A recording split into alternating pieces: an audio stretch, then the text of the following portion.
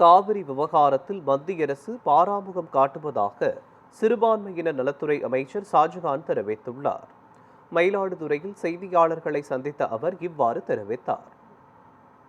மாண்புமிகு தமிழ்நாடு முதலமைச்சர் வருகிற 3ஆம் தேதி அம்மாநில அரசோடு ஒரு தீர்வை பெறக்கூடிய வகையில இரு மாநிலங்களுக்கிடையே பகைமையை வளர்க்காமல் நட்பு ரீதியாக அந்த தீர்ப்பை அமுல்படுத்த வேண்டும் என்ற நோக்கத்திலே ஒரு நல்லிணக்க பயணமாக, தமிழகத்தினுடைய உரிமைகளை பெறக்கூடிய பயணமாக அந்த பயணத்தை மேற்கொண்டிருக்கிறார்கள்.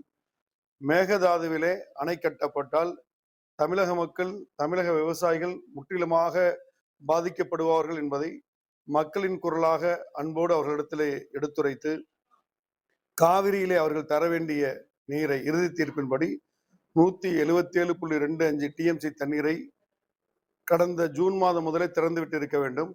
அதையும் விவசாயிகள் நலன் கருதி அவர்கள் திறந்துவிட வேண்டும் என்ற கோரிக்கையை விடுப்பதற்காக அவர்கள் செல்ல இருக்கிறார்கள்.